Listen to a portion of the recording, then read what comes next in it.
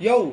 What's up mga kayo Cubs? Magandang araw po muli sa inyo lahat at syempre narito po muli ang inyong lingkod, Master Lekim, at welcome back po muli dito sa ating Master Lekim TV. Bago ko po simulan tong ating video ngayong araw mga bayang karista, make sure na dapat nakalike na po tayo, nakasubscribe, pakishare na rin po at syempre pakihit na rin po yung notification bell or bell icon para po maging updated po kayo sa mga susunod ko pa pong upload na video. At ngayong araw po mga bayang karista, 2 days tayong pahinga, medyo nabugbog tayo ng kalala na nagdaang linggo, pero meron po akong video ngayon para po sa ating upcoming event sa March 10, ang Road to Triple Crown Stakes Race. Milya yung ating distansya, meron tayo ditong 10 runners pero 7 in betting number kasi tatlo ating couple entry sa kalera to mga bayang karista. Ito yung mga makikita natin maglalaban-laban sa darating nating Mayo. Alam ko may kasi ang season ng first leg ng Triple Crown, hopeful entry-year-old locally bred. Sayang wala nga po dito yung ating mga pambato kagaya po ni Bea Bell tsaka ni Batang Manda, pero I hope siguro naghahanda din po sila para po sa parating ng ating Triple Crown. Magandang kalera to mga bayang karista, walang ganong nakakalamang at nakakaangat. Tingin ko medyo pantay-pantay lang at baka pwedeng magkadihaduhan din. Kaya syempre hindi ko na rin papatagalin agad itong ating video bayang kalerista. Punta natin agad dyan matapos lamang yung ating maikling intro. Kaya let's go mga ka-yo guys!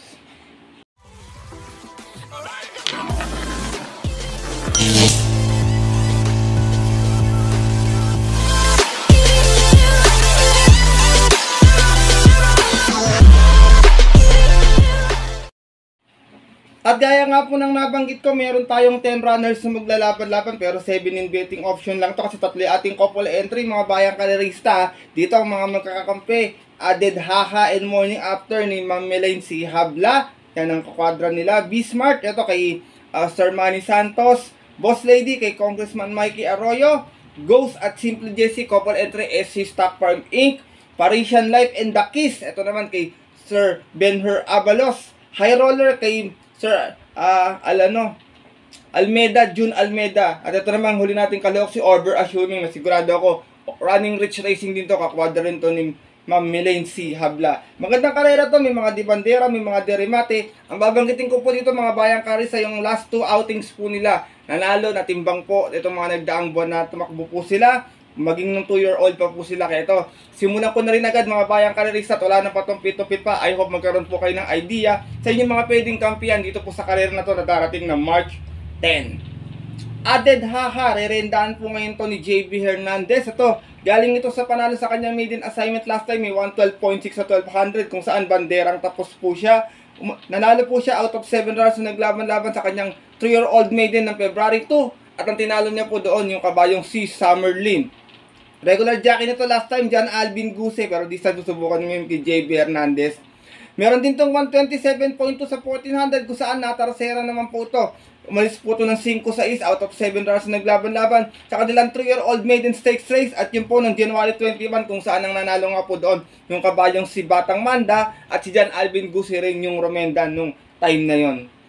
Sipat naman po tayo dito kay B-Smart no, medyo nadihado to last time, sumigunda to eh. Meron tong 114.8 at re-rendahan nga po pala to, sorry, ni Joel Shego. Nasigunda to last time, umalis ng 2-1 out of 6 rounds na naglaban-laban sa rating base na po, 22 and 27 ng February 20, kung saan nakalaban niya po doon yung kabayong si Hook on the Run. At ang Romenda naman po sa kanya ng time na yun ay si JB Guerra. Pero sinakyan po to ni Joel Shego, graduate po to ng 2-year-old maiden, meron to 127.8 sa 1400. Nanalo po siya, umalis ng 4-4 out of 5 rounds na naglaban-laban noong December 23, kung saan tinalo naman po niya doon yung kanyang couple entering si Star of the Future. At gaya nga po na nabanggit ko, Joel Shego po yung Romenda nung araw na yon.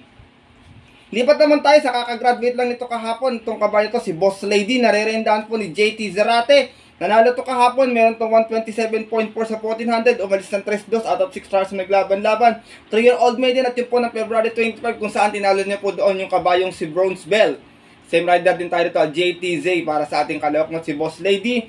Pero bago po yan, meron tong best time na 126.4 sa 1400 kung saan nasigunda naman po siya. Kung saan umalis po ito ng 7-7 out of 7 rounds na naglaban-laban sa isang specialized po 3-year-old maiden. At yun po nung January 21 ang nanalo po doon yung kabayong si Batang Manda at si Eminem Gonzalez naman po yung Romenda dito sa kabayong si Boss lady. Ito, dirimating kabayo, tingin ko medyo tago pa yung preba, gaya nga na nasa banggit ni sa vlog, sa upload ko pong video ko kahapon na ayaw nang natatapalan, gaya nga po ng sabi ni Gilbert Morales, ayaw nang natatapalan, kaya kahapon medyo nilabas agad at yun, nanalo nga po siya. Lipat naman tayo sa Grey Galloper na si Ghost na nirenda ni John Alvin Guset. Ito namang si Ghost ay may 142.2 sa isang milya. Last run niya, dumating po siyang pang-apat, umalis ng 3-3 out of 5 rounds na naglaban-laban. Sa rating base 34 and 39 po yun po ng February 11 kung saan ang nanalo po doon yung dihadong si Shanghai Silk. Same rider na rin tayo dito, regular jockey John Alvin Guset para sa ating Grey Galloper na kalahok na si Ghost.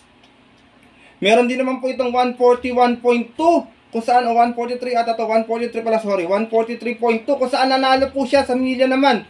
Umalis po ito ng 9-8 out of 11 rounds na naglaban-laban sa isang special race po at yun po ng December 31 kung saan tinalo niya po doon yung kabayong si Bill Jordan at si John Alvin Guset na rin ang Romenda para sa ating kabayong si Ghost. Ito medyo pinare-remate ito napansin ko remate na tinatakbo nito pero noong unang takbo nito di bandera ito Lipat naman po tayo sa naka-upset na karaan, high roller na re-rendahan po ni Pabs M. Cabalejo. Ito, nanalo ito last time sa 1400, may 127.6. Umalis ng 4-5 out of 5 rounds na naglaban-laban sa isang group based on time 11 and 12 ng February 11 kung saan na-upset po niya doon yung outstanding favorite na si Simply Jessie. Same rider na rin tayo dito, Pabs M. Cabalejo para sa ating kalahok na si high roller. Pero bago po yan, meron naman itong 113 plus sa 1200, natarasera po siya kung saan umalis naman po siya ng 1-5, medyo maagap sa unahan, out of 7 rounds naglaban-laban sa rating base 22-27 ng January 24, kung saan ang nanalo naman po doon yung kabayong si Luke Skywalker. At si Kelvin Abobo naman po ang Romenda nung time na yon dito sa kalahok na si High Roller. Lipat tayo dito, to sigurado ko couple entry to ni Aded Haha. Si Morning After na isa rin magdodomina sa bentahan dito sa karera na ito. Narerendahan po ni Kelvin Abobo.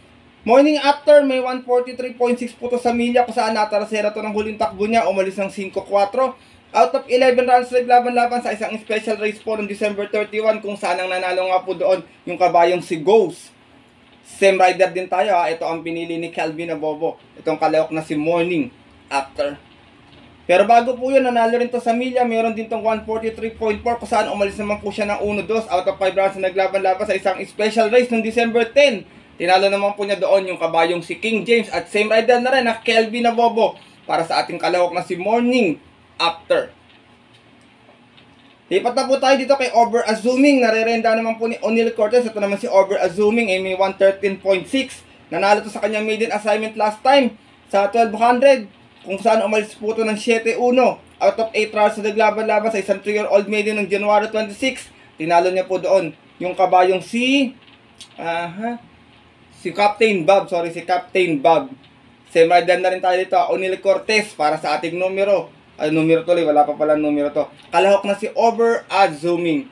Pero meron din po itong best time na 143.8 sa milya kung saan dumating naman po itong pang-5 at umalis po siya ng Gis out of 11 runners na maglalaban-laban nun. Sa isang special race po ng December 31 at doon din po sa karerang napanalunan po ng kabayong si Ghost. Same rider na rin, regular jockey na to O'Neal Cortez para sa ating kalahok na si Over Assuming. Lipat naman po tayo dito sa kabayong si Parisian Life, narerendahan po ni JB Bakay. Ito naka-long shot last time ko sa 1400, meron pong 127 flat. Umalis ng 2-4 out of 14 rounds naglaban-laban sa rating base 22 and 27 at yun po ng February 7 last race kung saan tinalo niya po doon yung kabayong si Manipur Gabriel. From Elvin Abreu, this time ang rerenda JB Bakaykay para sa ating kalahok na si Parisian Life. Pero pag-graduate naman po niya ng maiden niya, meron naman po siyang 128.2 kung saan nanalo din siya. Banderang tapos naman po out of 5 rounds naglaban-laban sa isang 2-year-old maiden last year po. At yun po ng December 2 kung saan tinalo naman po niya doon yung kabayong si Road Safety. At si Elvin Abreu din po yung Romenda sa kanya dito sa kalahok natin si Parisian Life. Di pa na tayo sa couple entry ni Ghost. Ito matuling kabayo. Sigurado ako pwede magdala ng marcha rito. Simply Jessie, narerendahan po ni John Paul A. Guse. Last time na upset nga po sa 1400. May 127.6. Segunda po dumating. Umalis ng 2-1. Out of 5 runners na naglaban-laban sa group based on time 11 and 12 ng February 11 kung saan ang nanalo po doon yung nandito ring kalahok na si High Roller.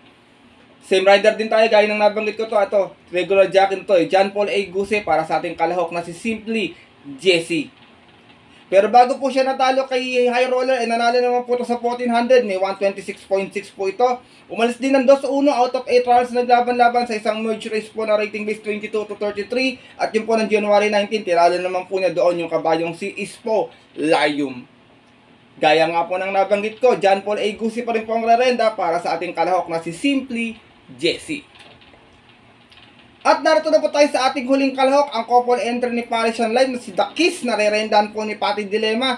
So si The Kiss, huling takbo naman sa 1400, dumating po Tercera, may 127.6. Umalis ng 4-4 out of 7 rounds na naglaban-laban sa rating base 28 and 33. At yun po ng January 14, kung saan ang nanalo po doon yung couple entry niyang si Big Battle. Same rider na rin, regular jockey Patty Dilema para sa ating kalahok na si The Kiss. Pero bago po yan, unang takbo po nito ay nanalo to mga bayang karesa sa 1400 na meron tong 128 lot. Umalis lamang ng 1-2 out of 9 rounds na naglaban-laban sa isang special race po ng November 19 kung saan tinalo niya po doon yung kabayong si Made for Trophy. At si Patty Dilema na rin yung remenda para dito sa ating kalahok na si The Kiss. At yun nga po mga bayang kalarista, I hope nagkaroon po kayo ng idea sa mga nabanggit ko pong last outings itong mga kalahok na to. Maaaring pwedeng maging scenario po kung para sa aking opinion lamang po, pwede po magdala ng marcha rito. Etong si Simply Jesse, baka po agapayan agad ito ng mga pwedeng sumunod sa kanya, kagaya po ni Parisian Life, The Kiss, Bismarck, may ang kintuling din. Ito kasi si Ghost, pinaririmati na eh. Baka maobligang humabol agad to sila, added haha, morning after, dirimati din po yan, ganun din itong si The Kiss. Boss Lady, sigurado ako rin mati gagawing diskarte nito. Baka lumabas agad ng pwesto, JTC yung rerenda. Kaya tingin ko itong karera po na to medyo para sa akin po magulo. Kalat-kalat yung bentahan. Tsaka tingin ko wala pong ganong nakakalamang kasi kung preba lang po ang pagbabasihan. Halos medyo pantay-pantay din naman po yung mga kanilang preba talaga. Pagandaan lang po siguro ng kondisyon sa jockey na diskarte at sa preparasyon po ng mga trainers nila bayang kalarista. Kaya itong karera na to, magandang abangan to sa March 10 po. At I hope po, sana po nagustuhan nyo itong ating video mga bayang kalarista. Itong ating parating na road to Triple Crown. 1 milya po yung ating distansya. Gaganapin po to March 10, 2024 dito po sa Metro Turf Malbar, Batangas. At I hope na nagustuhan nyo bayang kalarista. Comment lamang po kayo sa comment section kung may mga natitipuan po kayong kakampiyan na dito po sa ating road to Triple Crown. Darating pong March 10. At bago po ako matapos sa ating video, bawi po ako ng shoutout. Bagamat di po ako nakapag-shoutout itong Sunday racing natin mga bayang kalarista. Binabati ko po kayo ng magandang araw sa inyo lahat at shoutout po. Unahin natin si Sir Elmer aka Windblown. Shoutout po sa inyo. Maraming salamat sa pagsuporta palagi. Ganon din po kay Sir Bong Jola, kay Sir Ding Galing. Maraming salamat po sa inyo. At shoutout kay Linter John Carter. Yan, salamat sa iyo bro ha. ML tayo mamaya, laro tayo ulit. Kay Sir Zolito. Yan, Sir Solito, kamukha ni General Kamote, mali ako. Hammerman yung nasabi ko sa video, General Kamote pala. Sorry. Ganoon din po, shoutout din kay Mario Carlos ng AXIS Party List. Lagi din po siya nakatutok dati dito sa ating YouTube channel. Maraming salamat po. Shoutout po sa inyo. Ingat po kayo palagi. Greet ko rin, galang family ng Sagat Street, Paco, Manila. At syempre tayo mga always present sa ating YouTube channel na always nakatutok. Shoutout po kay Trainer Manuel Totoy Garcia. Siyempre, ganun din kay Boss Rene. Tsaka nilang former jockey Edgardo Ramos. Shoutout sa iyo. Shoutout din kay JR Burgos, Gilbert Morales, Jericho Namba, JB Palaya, Galangster TV. Ito sila.